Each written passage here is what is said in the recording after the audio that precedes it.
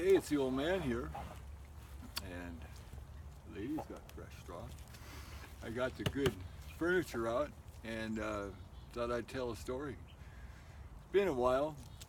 Gray days and stuff kind of makes it hard to get going, but we're here now.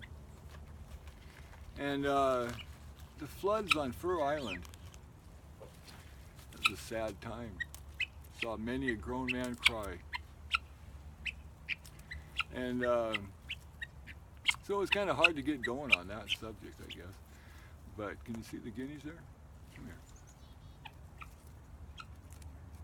There you go, buckwheat. Lady, come here. Buy the best lettuce and they aren't happy with it. Well, heck with it. It's not the best lettuce. But yeah, the floods on Fir Island.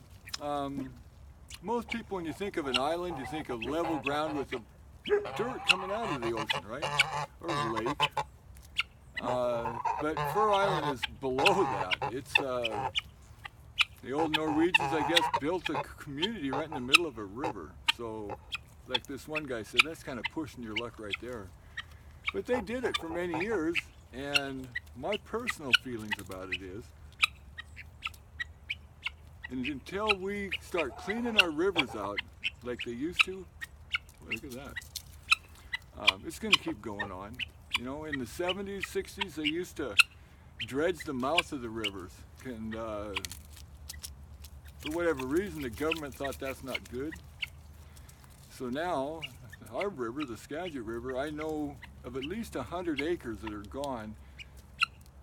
And now it's all down in the river, and they won't clean it out, so it's just going to get worse. But with that as set aside, we'll talk about the flood. It happens, you know. If you get high tide and you get a lot of rain, things happen. And that's what happened on Fir Island the first time, was record high tide and rain for, well, snow in the mountains for a long time. Pineapple Express from Hawaii comes in and melts all that snow, so it was a bad situation. And my son and I, we went down there, and what everyone does when it floods is you go sandbagging.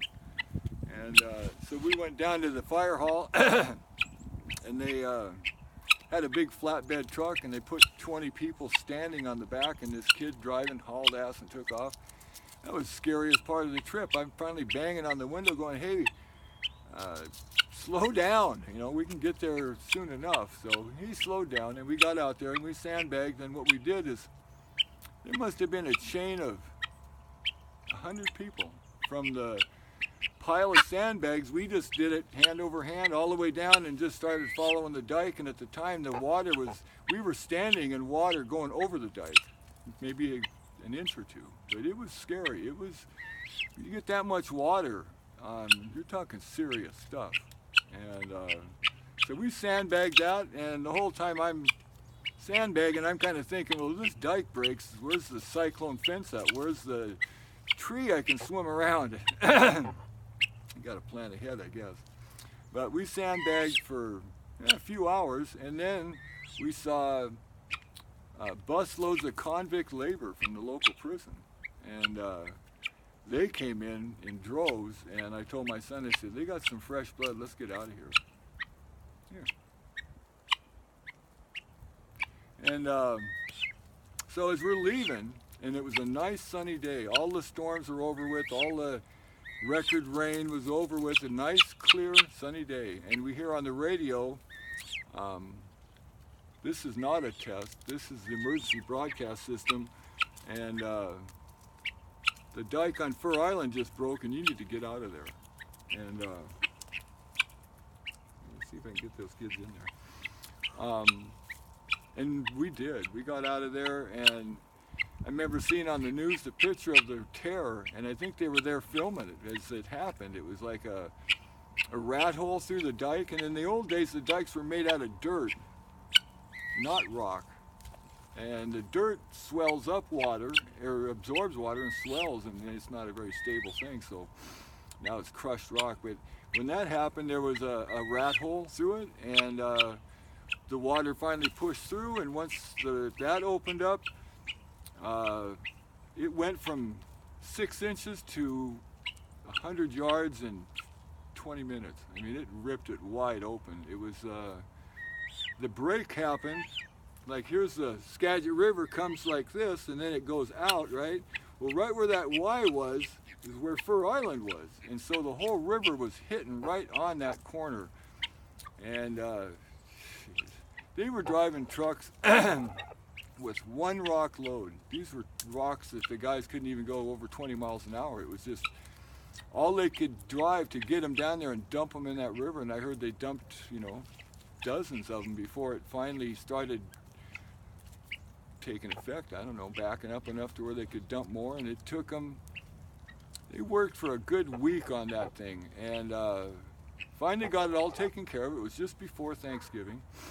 And they were about a foot short of having it all done. And it was Thanksgiving, and everybody had been working 24/7, so they said, let's take a day off, take it for Thanksgiving. And it happened again. Record high tide. I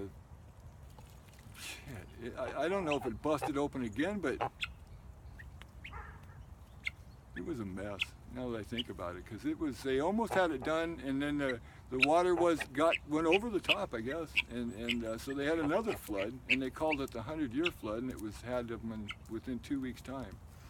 Our house where we live had, that's a whole different story. We live with a creek right behind us over there, and most of the time it's about 15 feet wide. During the flood, it's half a mile wide. It's millions of gallons, and it's before the flood, our dike was made of dirt, and it wasn't, you know, you could drive on it and all that stuff, but when the floods come, that dirt absorbs water and it starts getting mushy, and when the semi-trucks were backing down our driveway when they started, finally they said, forget it. That dike, you could see it, like jello almost, and the guys driving the trucks are all sweating blood and blah, blah, blah. It was bad, but we did it. We sandbagged one day from 7 in the morning until midnight, and this old man come and showed us how to sandbag. We'd been setting them down, and you kind of had to go in behind and kick them a little bit to make it tight, because water would run through them if it wasn't tight. And this old man comes up and he goes, this is how to sandbag, boys. And he grabbed a bag and threw it right into the second one, locked tight there, no water came out. He did 3 or 4 of them, and we were like, this is what we got to do. So from that point on, we were throwing sandbags into each other. Water on the ground, it was a mess. It was a terrible job. It was like, I told people, it was almost like a drug addiction, because at that point nothing else mattered. We had to keep that water where it belonged, and my house is 50 feet from the water, so it was a touch and go situation. Yeah, I mean, we worked our ass off. In fact, one of the things I do remember, there's this guy Michael, he's a little bit older than me, and he brought in a great big 14-foot rowboat, I guess, and he would park at the bridge, and they would load his boat with sandbags until it had maybe an inch of freeboard, slowly row it back maybe a half mile, or what, not a mile, but yeah, row it on down to where they needed him, and they'd unload him, and he'd go back and do that. And because we couldn't drive on the dike with, you know, the semis just said, forget it, we can't do it. And, you know, I got pictures, I should have dug them out. Another scary thing that happened is the water would go over the dike, and here's the hill down, and this sod, the water would go over, it'd get under that sod, and this would boil up like a blister of the sod.